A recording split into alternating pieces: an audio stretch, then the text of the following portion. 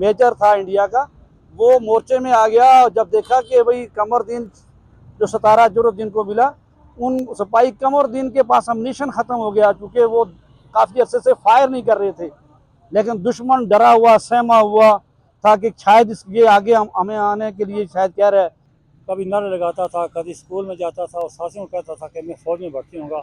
मेरा वाल साहब जो जनरल जापान की लड़ाई में फौजी उन्होंने शमूलियत इख्तियार की थी, वो पेंशन लेकर आएँ तो मैं शहीद के लिए, मैं शहादत के लिए जाऊँगा, पेंशन की ख्वाहिश मुझे नहीं है। जाट बटालियन थी हिंदुस्तान मकार दुश्मन की, और उसके एक एक करके बंदूक को मारा, और फिर वहाँ से बटालियन प्लस हमला था जो उन्होंने अटैक किया था, उसको वहाँ से उन्होंने रेक्टोग्रेड करने पर मजबूर कर दिया। 6 सितंबर यौम शहदा की आमद है और यकीनन गाजियों और शहदा को याद रखने के ये दिन है।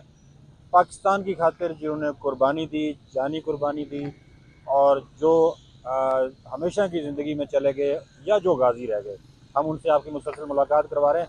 आज भी हमारे साथ मौजूद हैं सिपाही कमरुद्दीन शहीद सितारा जुर्रत, जो पांडू सेक्टर काजी नाग में 4 सितंबर 1971 को जाम शहादत नोश किया। बड़ी एक ज़बरदस्त शख्सियत। उनके भाई हमारे साथ मौजूद हैं अब्दुल अजीज़, जो प्रेम कोट कटकेर से हैं, और उनके साथ मौजूद हैं राजा मोहम्मद परवेज़ ख़ान, जो फ़ौज से जो है ना वो रिटायर हैं और गल्फ़ वार में भी इन्होंने हिस्सा लिया। तो हम गुफ्तगू का आगाज़ करते हैं सिपाही कमरुद्दीन शहीद के भाई अब्दुल अजीज़ साहब से। अब्दुल अजीज़ साहब, सिपाही कमरुद्दीन शहीद जिनको सितारा जुर्रत से नवाजा गया, अपने भाई के बारे में आप क्या कहेंगे? मेरा भाई स्कूल में पढ़ता था। जब स्कूल में जाता था साथी बोलते हैं, आज वो कहते हैं कि वो इतना बहादुर था, जब स्कूल में जाता था तो नारा तकबीर बुलंद करता था। वो कहता था कि मैं इंशाल्लाह फ़ौज में जाऊंगा और शहादत नोश करूंगा। जब वो फ़ौज में भर्ती हुआ, यहाँ अचियों के मकाम पर एक कुछ सामर कुछा सेंटर है, वहाँ था। तो वहाँ का हवालदार फौजी निज़ाम दिन कहने लगा कि आप यहाँ नहीं बैठे, वो पांडु पर जंग लगी हुई है। वो कहने लगा कि मैं जाऊँगा, जंग में हिस्सा लूँगा, मैं घर से इसीलिए आया हूँ, भागा हूँ ताकि मैं शहीद हूँ। अच्छा अब्दुल अजीज़ साहब, आपके भाई सिपाही कमरुद्दीन शहीद जिन्होंने सितारा जुर्रत भी हासिल किया, जी, उनकी बचपन की कुछ यादें, कुछ बचपन की बातें हैं, और क्या ख़ास उसमें वो बात थी बचपन में जिससे आपको अंदाज़ा हुआ कि वो फ़ौज में जाएंगे? उसका जो चाल तरीका था, जो उसने फौजियों को देखा था, अपने साथियों को, उसी पर वो चलता था। कभी नारे लगाता था, कभी स्कूल में जाता था और साथियों को कहता था कि मैं फ़ौज में भर्ती होऊंगा। मेरा वाल साहब जो जनरल जापान की लड़ाई में फौजी उन्होंने शमूलियत इख्तियार की थी, वो पेंशन लेकर आएँ तो मैं शहीद के लिए, मैं शहादत के लिए जाऊँगा, पेंशन की ख्वाहिश मुझे नहीं है। वो अपने साथी से ही कहते, वो साथी जो अभी मौजूद हैं, वो ये कहते हैं कि वो इतना बहादुर लड़का हमें से ना पैदा हुआ ना होगा। नायक रिटायर राजा मोहम्मद परवेज़, जो एक्स सर्विस मैन सोसाइटी के भी सेक्रेटरी जनरल हैं आज़ाद कश्मीर के, और गल्फ़ वार में भी इन्होंने हिस्सा लिया। सिपाही कमरुद्दीन शहीद के गांव से हैं, मोअज़्ज़ज़ इलाका भी हैं। आप थोड़ा सा बताएं कि सिपाही कमरुद्दीन शहीद की जो शहादत थी वो कैसे हुई, और वो जो मार्का उन्होंने दुश्मन के खिलाफ लड़ा वो क्या था? कि मेरे खालाजाद भाई सूबेदार मेजर सदीक साहब उस मार्के में भी शरीक थे। मैंने कुछ बातें उनसे भी सुनी। और एक हवलदार निज़ाम साहब थे, वो प्रेम कोर्ट से उनका ताल्लुक़ था। तो मैं एज ए पाकिस्तान राइफल में सोसाइटी जनरल सेक्रेटरी, मैं उनसे ये मालूमात के लिए मिला कि सतारा जुर्रत कैसे मिला सिपाही कमरुद्दीन को शहीद को।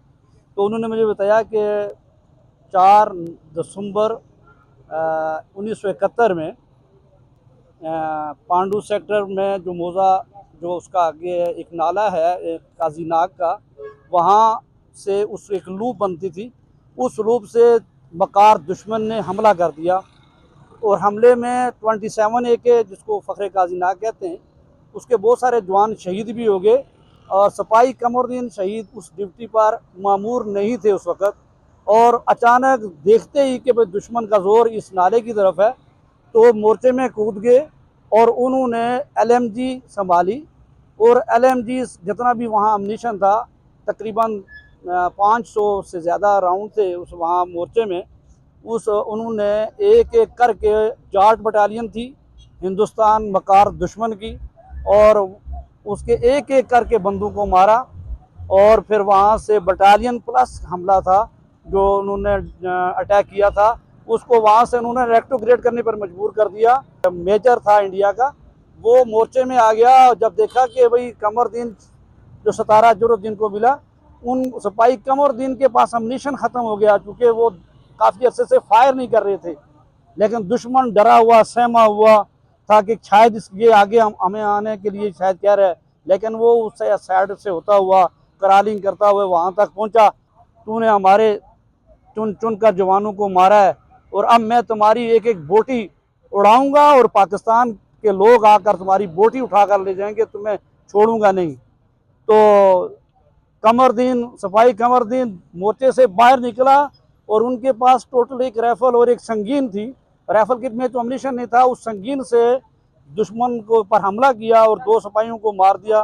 फिर उसके बाद मेजर को गले से पकड़ा और बड़ी खाई से नीचे फेंका, जो वहाँ मर गया। और एक दूर से 300 गज दूर से एक स्नैपर ने सीने पे गोली मारी, और कमरदीन वहाँ शहीद हो गए, और उनको 17 जुर्र से नवाजा गया। अच्छा अब्दुल अजीज साहब, जब सिपाही कमरदीन शहीद का जस्ते खाकी गांव लेके आया गया, तो उनके वालिद भी फौज में रहे हैं, क्या जज्बात थे उनके जब उन्हें शहीद का जस्ते खाकी देखा वहाँ पे? सर पहले मैं आया हूँ, कुछ देर के बाद वो आए। जंगल में हम डेड बॉडी लेकर जा रहे थे, बहुत से लोग थे, कम से कम 405 बंदे थे।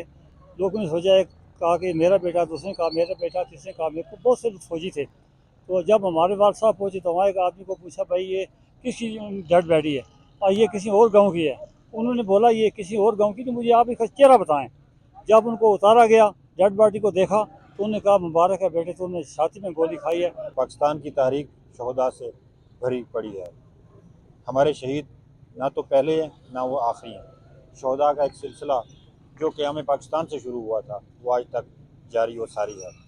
सुनो डिजिटल के लिए सईद और रहमान सिद्दीकी, मुज़फ़्फ़राबाद, आज़ाद कश्मीर।